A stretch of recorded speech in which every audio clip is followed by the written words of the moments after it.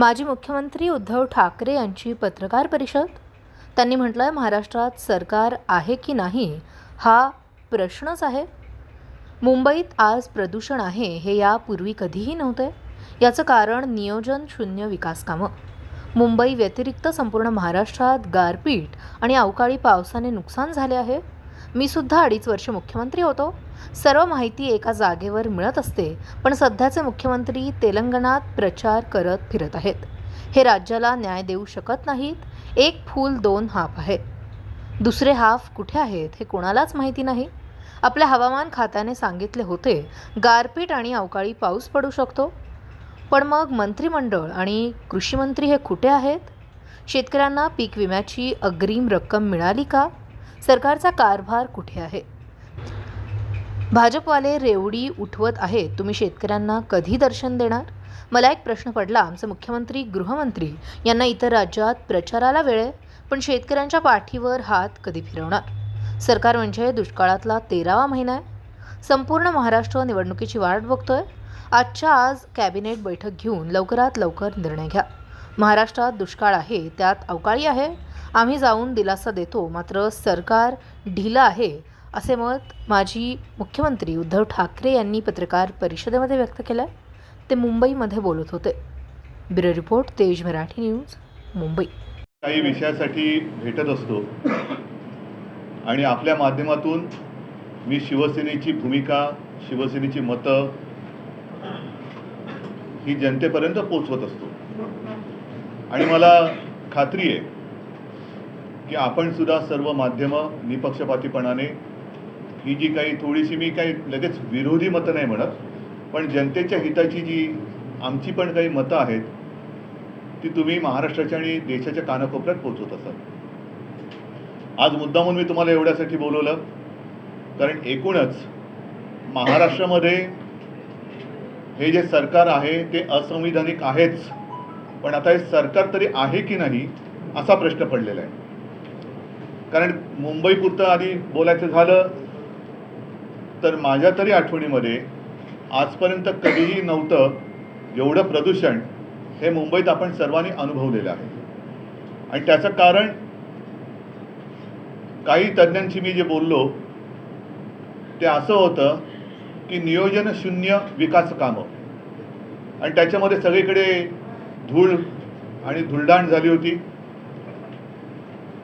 ते प्रदूषण बघितल्यानंतर आपल्या असंविधानिक मुख्यमंत्री आणि सरकारने असं जाहीर केलं होतं की मुंबईचे रस्ते आम्ही धुवू आणि कृत्रिम पाऊस पाडू. यांच्याकडचं सगळंच कृत्रिमच आहे, पण तो कृत्रिम पाऊस सुद्धा त्यांना पाडता आला नाही. सुदैवाने, मी मुंबईपुरतं बोलतोय, सुदैवाने की पाऊस पडला आणि हे प्रदूषण थोडंसं ओसरलं असावं असं वाटतं.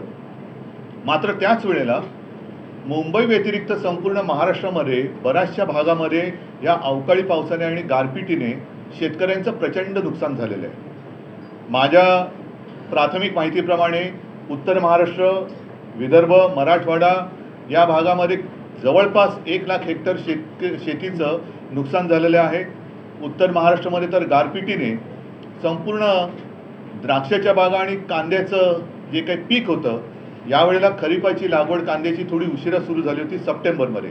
म्हणजे डिसेंबरला हा कांदा काढणीला आला असता, तो पण गेला. एक तर गेल्या मोसमामध्ये केंद्राच्या नाठाळ किंवा नाकर्ते विचित्र धोरणामुळे कांदा शेतकरी रडकुंडीला आला होता. आता कांदाच गेला, त्याच्यामुळे करणार काय? बरं, हे सगळं बघितल्यानंतर मी सुद्धा 2.5 वर्ष मुख्यमंत्री होतो आणि काही गोष्टी मुख्यमंत्र्यांना बसल्या जागेवरती येतात. म्हणजे माहिती जी असते ती बसल्या जागेवरती, त्या फिरण्याची गरज नसते. आज जे मुख्यमंत्री जे आहेत असंविधानिक, ते स्वतःचं घर सोडून इतरांची घरं धुंडाळत आहेत. म्हणजे आज सुद्धा मुख्यमंत्री कुठे आहेत असं जर विचारलं तर माझ्या माहितीप्रमाणे ते तेलंगणाला गेलेत. तेलंगणाला जाऊन काय प्रचार करणार, कुठल्या भाषेत बोलणार, काय ते सुरत, गुवाहाटी, गोवा कसं त्यांचं हे चोरटेपणाचा सगळा जो काय प्रवास आहे तो तिथल्या लोकांना सांगणार आहेत का? स्वतःचं घर न सांभाळता दुसऱ्याच्या घरामध्ये डोकावणारे हे भुरटे हे राज्याला न्याय देऊ शकत नाही आहेत. एक तर राज्य असंच पडलेलं आहे वाऱ्यावरती एक सुद्धा म्हणजे एक फुल दोन हाफ, दुसरे दोन हाफ कुठे आहेत काहीच कल्पना नाही आहे.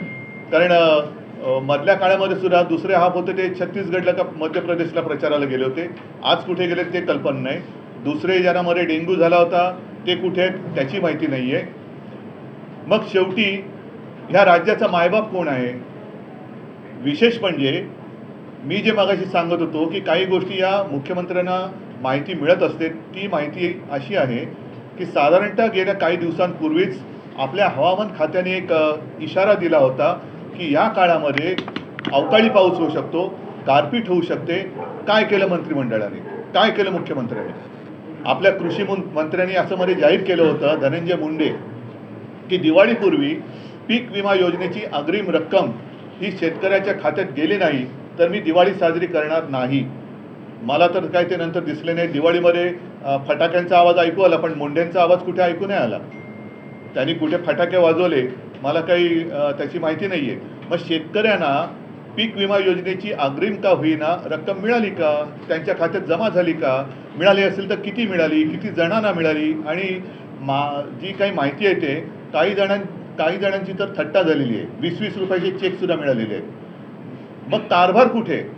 हे पूर्णपणे स्वतःची खुर्ची सांभाळण्यासाठी जेवढ्या दिल्लीवारे करतायत तेवढं हे जरा यांच्यावरती काय बोलल्यानंतर आमचे मुख्यमंत्री जे आहेत गद्दार ते गळा काढतात की गरीब शेतकऱ्याचा मुलगा, गरीब शेतकऱ्याचा मुलगा. आदर आहे तुमच्या शेतीबद्दल, आदर आहे, पण गरीब शेतकऱ्याची पंचतारांकित शेती, ज्या शेतीमध्ये हे हेलिकॉप्टरने जातात, मी तर म्हणतो अशी शेती आणि असं वैभव माझ्या साध्या आणि छोट्या शेतकऱ्याला सुद्धा लाभो ही मी देवाच्या चरणी प्रार्थना करतो की इतर कोणाचंही शेत असं नसेल पंचतारांकित. आणि शेतकरी बिचारा त्याची पायवाट तुडवत जातो. रात्री अपरात्री वीज नसताना शेतीमध्ये पाणी द्यायला जातो, मग त्याला सर्पदंश होतो, विंचू चावतो. असं या पंचतारांकित शेतीमध्ये होत नाही. पण तिकडे जाऊन गळा काढतात. मग ह्या शेतकऱ्याच्या पुत्राने पंचतारांकित शेतीमधनं या शेतकऱ्यांची चिंता का ते वाहत नाही आहेत? आणि हे जे रेवडीबाज आहेत भाजपवाले, इतर राज्यांमध्ये निवडणुका असताना रेवडी उडवत आहेत. आम्ही तुम्हाला आम्ही ती इलेक्शन कमिशनकडे विचारणा केली, त्याचं उत्तर यायचं आहे की रामलल्लाचं दर्शन, ह्याचं दर्शन, त्याचं दर्शन. अहो तुमचं दर्शन शेतकऱ्याला कधी देणार? तुम्ही जे काय तिथे रेवड्या उडवत आहेत, 400 रुपयात गॅस सिलेंडर, इतक्या रुपयात हे देणार, तितक्या रुपयात ते देणार. मग महाराष्ट्राने काय तुमचं पाप केलेलं आहे? महाराष्ट्रामध्ये निवडणुका आल्यानंतर तुमच्या तिजोरीची दारं उघडल्यासारखी दाखवणार. पण तोपर्यंत माझ्या महाराष्ट्रातल्या शेतकऱ्याचं आणि इथून एकूण महाराष्ट्राचं जे काय संपूर्ण वाट लागणार आहे त्याची जबाबदारी तुम्ही घेणार आहात की नाही? आणि मध्ये मला खरंच एक प्रश्न मला पण पडला. मला मंत्री क्रिकेटच्या फायनलला जातात पण मणिपूरमध्ये जात नाहीत. मग तोच प्रश्न माझा असा आहे की आमचे मुख्यमंत्री आहेत, पंतप्रधान आहेत, गृहमंत्री आहेत, त्यांना सगळ्यांना बाकीच्यांवरती दमदाट्या करायला वेळ आहे, इतर राज्यात प्रचार करायला वेळ आहे, इतर राज्यात रेवडी उडवायला वेळ आहे. पण माझ्या महाराष्ट्रातल्या शेतकऱ्याच्या पाठीवरती हात फिरवायला ते कधी येणार? हा एक प्रश्न आहे. कारण ही आता जी प्राथमिक माहिती मी तुम्हाला दिलेली आहे, साधारणतः 6च्या आसपास काहीतरी जीव गमावले गेलेले आहेत आणि 100च्या आसपास जनावरांची प्राणहानी झालेली आहे. यांचं काय करणार? आणि सगळ्यात महत्त्वाचा विषय की मुख्यमंत्री स्वतःचं घर सोडून घरोदारी फिरतायत. सरकार आपल्या दारी. यार पण कोणाच्या दारी जाते तुम्ही? तिकडे दुसऱ्या राज्यात जात आहे, त्या राज्याला काय मुख्यमंत्री नाहीत? स्वतः पंतप्रधान तिकडे विश्वगुरू आल्यानंतर हे तिकडे जाऊन काय आणखीन दिवे लावणार आहे? तुम्ही स्वतःचं राज्य, स्वतःचं घर का नाही सांभाळत? या शेतकऱ्यांना तुम्ही कधी मदत देणार आहात? आणि भाजपला सुद्धा माझा प्रश्न आहे की तुम्ही इतर राज्यांमध्ये जे काय सगळं मुक्तपणाने थापा मारतायत त्या थापा आता आवरा. आणि महाराष्ट्रामध्ये आज निवडणूक नाही आहे, पण निवडणुकीची आम्ही वाट बघतो आहोत. संपूर्ण महाराष्ट्रात वाट बघतोय. तेव्हा मात्र तुमचं जे काय हे कुभांड आहे, हे कुभांड फोडल्याशिवाय महाराष्ट्र राहणार नाही. तुम्ही लवकरात लवकर तुमचं ट्रिपल इंजिन असेल, आणखीन किती इंजिनं लावायची ते तुम्ही बघा. पण त्या इंजिनातून थापांचे धूर न सोडता भरघोस मदत आजच्या घडीला जी गरज आहे ती माझ्या राज्यातल्या शेतकऱ्याला करा. आणि ताबडतोबीने मी तर म्हणेन आजच्या आज कॅबिनेटची बैठक घेऊन या सगळ्या परिस्थितीचा आढावा घेऊन ताबडतोब तुम्ही मदतीची नुसती घोषणा नाही तर मदत करायला जाहीर करा, मदत करायला सुरुवात करा. मधल्या काळामध्ये आपल्याला सर्वांना कल्पना आहे की पीक विमा ज्या काही देणाऱ्या कंपन्या आहेत त्या कंपन्यांवरती शिवसेनेने आंदोलन केलं. जर काही परिस्थिती सुधारली नाही तर मी तमाम शिवसैनिकांना सांगतो आणि शेतकऱ्यांना सुद्धा आवाहन करतोय, मी आपल्याला भेटीला येईनच. हे तर आता काय झालेलं आहे की थोडीशी नेहमी घडणारी घटना आहे की असं दुष्काळ, एकतर महाराष्ट्रामध्ये दुष्काळ आहे, त्याच्यात अवकाळी आहे. आम्ही मध्ये गेलो होतो दुष्काळग्रस्तांची त्यांना एक दिलासा देण्यासाठी. आम्ही जातो, दिलासा देतो, विधानभवनामध्ये विधानसभेच्या विधिमंडळामध्ये प्रश्न मांडतो, मोर्चे काढतो, पण सरकार ढिम्म राहतं. आता हे सरकार बदलण्याची वेळ आलेली आहे. मी सर्व शिवसैनिकांना सांगतो की जिथे जिथे शेतकऱ्यांचं शेतीचं नुकसान झालेलं आहे त्यांच्या बांधावरती जा, त्यांना दिलासा द्या आणि त्यांच्यासह तिथल्या जिल्हाधिकारी कार्यालयावरती जाऊन जिल्हाधिकाऱ्यांना जा विचारा की तुमच्याकडे नक्की सूचना आल्यात तरी काय, पंचनामे जे पूर्वीचे राहिलेत आत्ताचे पंचनामे कधी करणार. कारण आजच एक बातमी आले, कृषी मंत्र्यांनी आपले जाहीर केले की आम्ही वस्तुनिष्ठ, आता कोणती वस्तू आणि पहिली निष्ठा कोणाची तुमची ते सांगा. ज्याची निष्ठाच कोणावर नाही तो वस्तुनिष्ठ माहिती घेऊन काय जाहीर करणार. त्याच्यामुळे या शेतकऱ्यावरती मी दया दाखवा असं म्हणतोय, करुणा दाखवा असं म्हणत नाही, दया दाखवा आणि लवकरात लवकर शेतकऱ्यांना मदत मिळवून द्या. सर, तुम्ही देखील जाणार आहे का बांधावर शेतकऱ्यांच्या? बघा, मी जाणं हा भाग आलाच, तेच मी तुम्हाला सांगतो की आता ओघाने आलंच. आम्ही जातो शेतकऱ्यांना, शेतकरी बिचारे धाय मोकलून रडतात. पण कालसुद्धा एक मंत्री गेले असताना शेतकऱ्यांनी त्यांना विचारलं की तुम्ही काय मदत करणार असेल तर या, फुकाच्या गोष्टी करायच्या असेल तर निघून जा. ही जबाबदारी सरकारची आहे, आम्ही तर जाऊच, पण पहिले सरकार म्हणून जर अस्तित्वात आहे की नाही ह्याचा कुठेतरी सोक्षमोक्ष लागला पाहिजे. कारण हे आपलं घरदार वाऱ्यावरती सोडून दुसऱ्यांच्या घरामध्ये जर प्रचाराला जात असतील तर मग हे उपयोग काय, या मुख्यमंत्र्याचा आणि उपमुख्यमंत्र्याचा उपयोग काय राज्याला. घर सोडून दुसऱ्याची घरं तुम्ही म्हणजे त्यांची पण बरबादीच करायला जातात थापा मारून. आज बघितलं तर मला वाटतं कुठे तेलंगणात गेलेत वाटतं का, महाराष्ट्र उघडा पडलाय, महाराष्ट्राच्या वरती गारपीट झालेली आहे, मृत्युमुखी पायी पडलेत, शेतकऱ्यांची वाताहत झालेली आहेत, घरदारं उद्ध्वस्त झालेत आणि तुम्ही प्रचाराला तिकडे जातात, लाज नाही वाटत. मग मी हे बोलल्यानंतर स्वतःच्या पंचतारांकित शेतीमधनं पुन्हा हे सांगणार की गरीब शेतकऱ्याचा मुलगा मुख्यमंत्री झाला.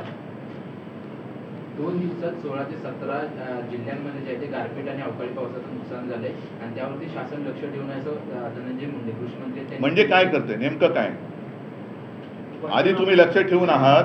पहिलं तुम्ही जी घोषणा केली होती गेल्या 1-1.5 वर्षामध्ये जेवढी जेवढ्या नैसर्गिक आपत्त्या आल्या त्याच्यात खरोखर किती मदत केली. साधी गोष्ट आहे, आमचं सरकार आणि गद्दारी करून पाडण्याच्या आधी जो आमचा अर्थसंकल्प जाहीर झाला होता त्यावेळेला जी कर्जमुक्ती आम्ही केली होती त्यातली एक शेवटची गोष्ट राहिली होती, कारण करोनाच्या संकटात अर्थव्यवस्था डगमगली होती. पण त्याही काळात याच शेतकऱ्यांनी आपली अर्थव्यवस्था तारून धरली होती आणि 50,000 रुपये एक प्रोत्साहनपर राशी नियमित कर्ज परतफेड करणाऱ्याला आम्ही जाहीर केली होती, द्यायला सुरुवात झाली होती. तिचं आता पुढे काय झालं ती सुद्धा देत आहे की नाही. दुष्काळग्रस्त भागामध्ये तुमचे पंचनामे झालेत की नाही, झाले असते तर मदत किती दिली, पीक विमा योजनेचे किती पैसे दिले गेले, आता अवकाळीचे पैसे तुम्ही कधी देणार, लक्ष ठेवणार, ते लक्ष ठेवेपर्यंत तुमची जायची वेळ आली. आता या 1-2 महिन्यामध्ये सुप्रीम कोर्टाचा निकाल लागल्यानंतर लोकशाही आणि संविधानाप्रमाणे निकाल लागेल आणि तो लागला तर यांचे हेच जातील. मग हे कुठे हे कोणाच्या लक्षात पण येणार नाहीत कुठे. उद्धव जी, 6 लोगों की मौत हुई है, 100 जानवरों की अब तक मौत हुई बेमौसम बरसात से। मुख्यमंत्री तेलंगाना में प्रचार में व्यस्त है, शिवसेना की राज्यात काही तालुक्यात आणि जिल्ह्यात दुष्काळ जाहीर केला, म्हणजे दुष्काळाचं संकट आहेच. त्याच्यासाठी तुम्ही काय केलं. आज सुद्धा कितीतरी टँकर सुरू आहेत आणि आमचे हे गद्दार म्हणतात आम्ही मुंबईचे रस्ते देऊ, पाणी कुठून आणणार, पाण्याचा नाश करतायत. तर एक तर दुष्काळात हा सरकारचा 13वा महिना आहे. दुष्काळात 13वा महिना म्हणतात, तसं हे सरकार म्हणजे 13वा महिना आहे दुष्काळातला.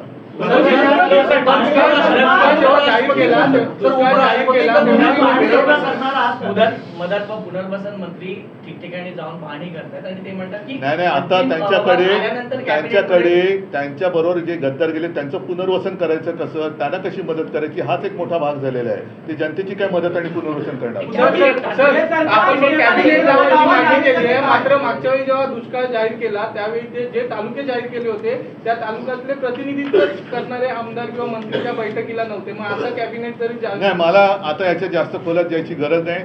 पुन्हा मी एकच मुद्दा सांगेन की आज माझ्या राज्यातला शेतकरी संकटात असताना, गारपीट अवकाळीच्या संकटात असताना जो माणूस स्वतःच्या घराची काळजी न करता बेपर्वाईने दुसऱ्या पक्षाच्या प्रचारासाठी दुसऱ्या राज्यात जातो असा माणूस राज्याचा कारभार करायला नालायक आहे आणि अशा माणसाने सत्तेवर राहण्याचा त्याला अधिकार नाही आहे. मग ते कोणी असो, त्यांनी राज्याचा मी अमुक अमुक आहे हे बोलण्याचा त्याला अधिकार नाही आहे. सर एक सवाल है, कल उपराष्ट्रपति मुंबई में थे, उन्होंने मोदी को युग पुरुष कहा है. नहीं, मैं उनके लिए उनकी नज़र से वो ठीक रहेगा, बाकी जनता बहुत बड़ी है.